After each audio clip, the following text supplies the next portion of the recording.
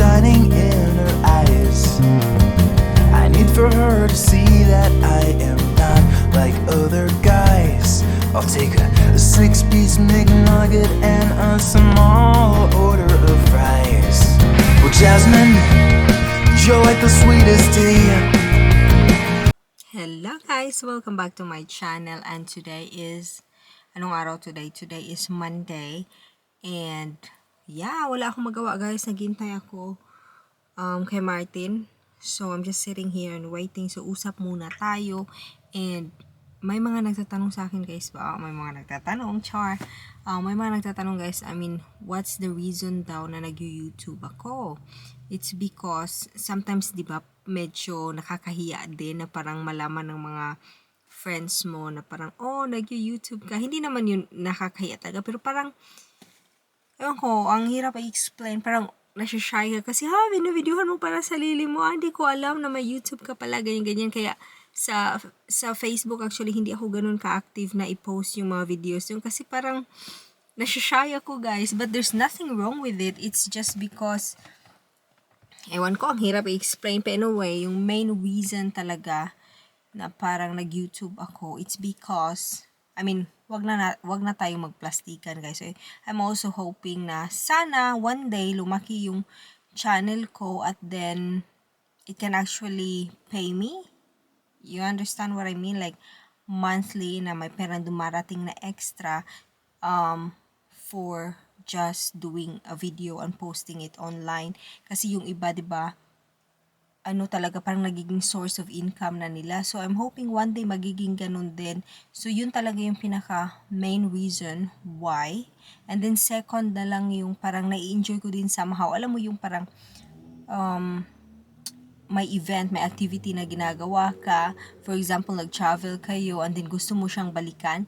It's also nice to take some pictures, pero iba pa rin talaga pag nasa video, nakikita mo, and then pwede mong parang i-share sa family mo. For example, ako, yung layo ko kaya sa Pinas, sa Denmark ako, and not every day I can communicate with them kasi they got their own lives there. I got my own life here, and syempre, busy din tayo sa ating buhay-buhay, di ba? And sometimes, just, you know, put a video up there or sinishare ko sa kanila and then they know that I'm fine. So, yun. Tapos din, naaliw din ako. Naaliw ako na parang, ganun pala yung, hindi ko marin kasi nga, sometimes pag bored ako, tinitingnan ko yung mga previous videos ko years ago, yung yung ano ba yun, yung parang, nanood kami ng concert ni Martin, yung dinala niya ako sa parang really metal music na parang, nandun ba ako? Ano ba? Tapos ma-imagine mo ulit yung mga nangyari na parang, natulak ako doon, ganyan-ganyan. So, yun. Pero yung main reason talaga, wag na tayo makapagplastikan. I mean, yung goal naman talaga is, somehow to earn money from it. And, yeah, monetize na ako, guys. Pero hindi pa rin ganun kalakihan yung nakukuha ko because obviously nasa mga 9,000 subscribers lang ako and then konti lang din yung mga viewers. Pero meron din naman kahit konti na dumarating at yung perang yon is actually sinisave ko. Hindi ko siya ginagastos kasi parang feeling ko nga yung pera na galing sa YouTube yun talaga yung parang pinaghirapan ko kasi ang tagal bago ko siya nakuha. Hindi yung parang regular job na alam mo talaga by the end of the month, okay, may pera ang darating, alam mo. But then this one, it's like, you have to have, the first is like, at least 1,000 subscribers, tapos 4,000 hours views, for the last 365 days. So, 1 year, diba? So, medyo matagal-tagal na doon, especially hindi naman tayo ganun ka-popular. Normal na tao lang tayo, hindi tayo yung katulad ng mga actors na pag nilagay mo lang dyan, alam na. So, yung first talaga na $100 na nakuha ko, guys, that was 2 years ago ata. 3 years ago. Hindi ko na malala. But anyway, yung first na $100 pa lang, alam mo yun na parang, oh my God, pinahirapan ko talaga to. Hindi ko talaga to gagastusin. So yun nga, so yung mga kinikita ako sa YouTube, guys, kinikip ko talaga siya kasi pera siya na pinaghirapan talaga na it's taking so long before mo siya makuha. But anyway, yun.